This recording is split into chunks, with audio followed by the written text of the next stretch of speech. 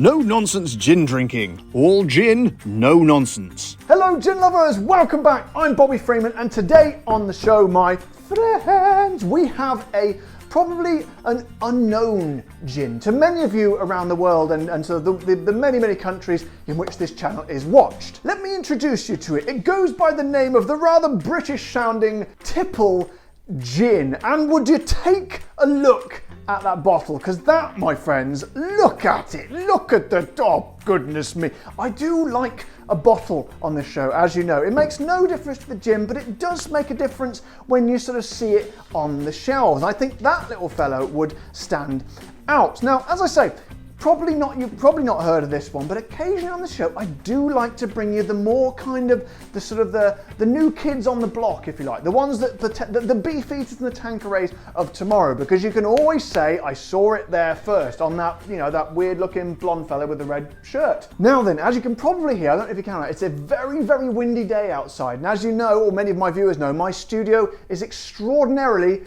flimsy and structurally unsound. So before the whole thing falls over and blows away, I think we better crack on and find out what this little fellow is all about. And like many gins on this show, it is from Scotland, so I am going to be breaking out the Scottish accent again. I'm going to try, because I sort of put my mouth downwards and I'm quite close to the microphone when I do this. I don't know if you can notice, the little foam thing off the top of my microphone has disappeared. I had it in the last video I made a few minutes ago, pulled the microphone out, and somehow it's got stuck in my shirt and I can't find it, it's disappeared. So I'm hoping it's not entered my body in some strange way. That would be worrying if it did. But anyway, I don't really know why I'm telling you, but I just thought, I like to share everything on this show. But other people, other YouTubers, they edit shit like that out. I leave it in, my friends. Everything that happens in the show stays, well, almost everything, pretty much everything, but as much as I possibly can. Anyway, that's that information for you. Do with it, well, what you will. Tipple Spirits was born in Aberdeen on the northeast coast of bonny Scotland. As gin lovers, we have completely dedicated ourselves to creating a timeless and elegant yet modern gin using the finest of botanicals from across the world. Our aim? To simply create a superior Scottish gin that you will want to come back to time and time again. After 19 months of experimentation by Laura and Neil, the final recipe was chosen and the very first batch was distilled on the 20th of June 2020. Now have a listen to these botanicals, because these are a bit special. We've got Tipple Gin brings you to every, do you like how I seamlessly slipped into it then, hey? Yeah. Brings to you with every sip the familiarity of traditional juniper, but combines it with a beautiful infusion of wild berries, fresh rosemary. Rosemary, I always trouble with my R's in Scottish.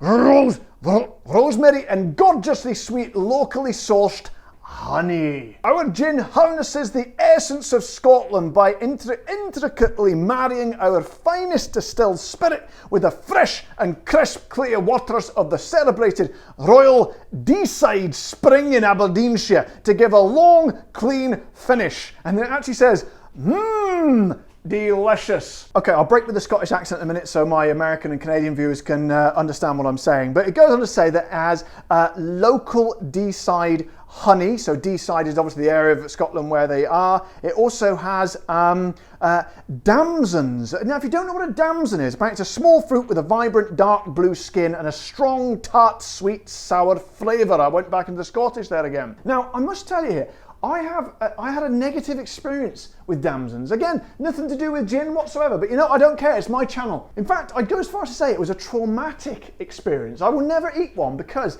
I was running around my friend's garden when I was about, I don't know, 10 years old, and his mum and dad had a couple of damson trees in the garden, and my friend, Derek his name was, he thought it would be a fun and good idea to get a damson and throw it at me, right? And it hit me on the arm. Not the worst place you could be hit, but it splattered.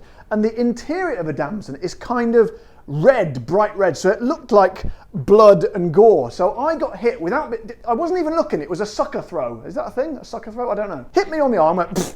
I didn't know what it was. I was like, oh God, I looked down and I thought my arm had been tore open because there's just like what looked like blood and gore all over it. Anyway, my point is I have an irrational fear of damsons. But you know what? I don't care because today I'm still going to try it because that's the sort of sacrifice, the psychological sacrifice I make for my gin lovers and viewers. Also some fresh rosemary and some lemongrass. I think I've spoken quite enough today, but to be honest, I do feel a bit better for getting it off my chest. So let's crack on and get the fellow open, shall we? So then, I do believe it has a cork today, but it's got one of these annoying things on, which usually, oh, very easy today. Excellent. So here we go. Oh my God, the first cork test in a long time. The first cork test in a long time. So let's go for a squeak, shall we? Here we go.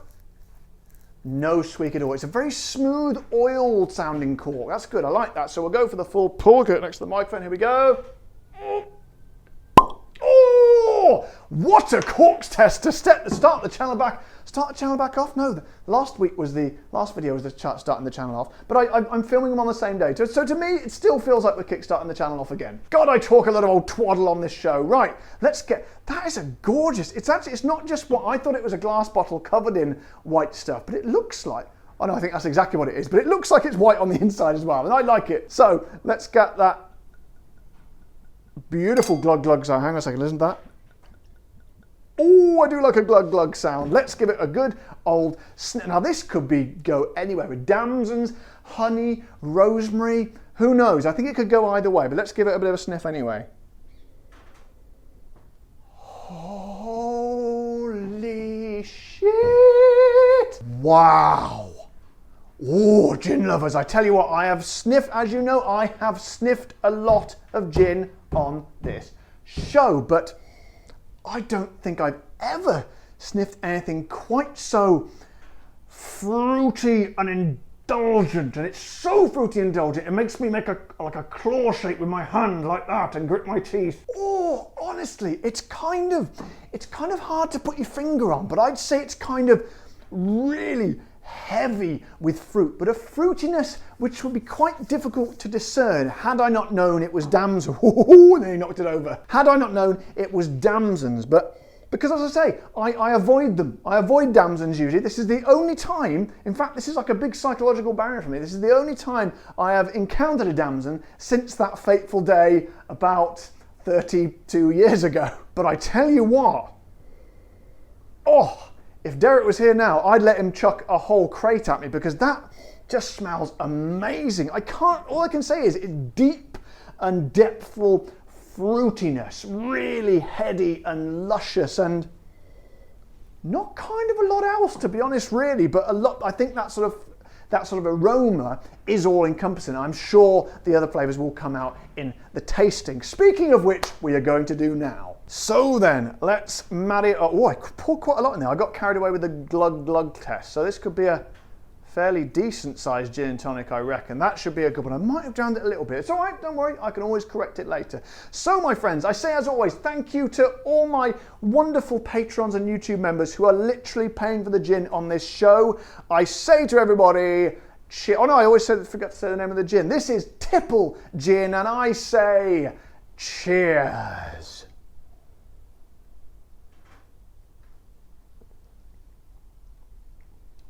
Oh my, whoa. He's up, he's down, he's up, he's down. Wow. Oh my Lord, it's still going. That's, okay. Strap yourselves in, gin lovers, because this, much like with the aroma, that has kind of blown me away. Did you see that? That thing just jumped from there to there. Quite enjoyed that actually. Look. Oh, that's that game over. Anyway, I digress about a very strange and innocuous thing. That, you know, when we drink gin and we have, I better actually get down to it and tell you something about it. You know, when we drink gin, we have a process. We have the aroma first, then when it touches the lips, then when it goes around your mouth, then when you swallow it, and then the aftertaste. That was the most drawn out of these processes and the most complex I think I've probably ever experienced on this show, or indeed in my short but colourful life. So let me take you through it. First of all, on the tongue, to be honest, when it first touched the tongue, kind of just tastes like sort of just like a gin and tonic, nothing particularly out there, but then that lulls you into a false sense of security. So as soon as that is finished, you get this kind of this kind of fruitiness, which was I got in the aromas, which I guess are the damson, kind of blooms and blossoms in the mouth and fills it up. It feels like your mouth's sort of filled with, if I was to describe a flavour, I'd say it was a sort of almost a purpley sort of flavour, a velvety purple flavour, which then gives way to a beautiful but delicate kind of hint of rosemary. Very, very unmistakably rosemary. Very herby, but you can tell it's definitely rosemary, but used in a very delicate kind of way, and it just blends beautifully with that fruitiness, as rosemary often does. Then when you swallow, those two kind of it's still kind of pretty much the same, a nice sort of mix of that rosemary and the fruitiness, but you kind of think, yeah, that was great, I really enjoyed that, that was a nice gin. However, because once you swallow it, there's an aftertaste, but it's a very slow aftertaste, because it really kind of, you swallow it down, you're like, that was nice. You're like, yeah, I think I like that gin. Whoa, here we go. You get kind of a delayed lingering of honey. A warm, rich kind of sort of natural tasting honey, not these cheap ones that there's just like just like sugary syrup. A proper sort of organic-y. You can almost taste the bees in there, if you can imagine such a thing. But what an up and downy kind of journey that is. And up and down is not always good, but in this case it most definitely is. Let's have a look at the ABV. I forgot to tell you, didn't I? It's 42%, so about bang on what we expect from these type of gins. But wow, these guys, I tell you what, was it Laura Neal? I think it was Laura Neal. Laura Neal, they know exactly what they are doing. So then, I'm quite intrigued to try this fellow neat. I'm not sure. I don't reckon all those flavours could possibly come out when you do it neat. I think, as I always say to you, I think the tonic releases certain flavours. So let's give this a go.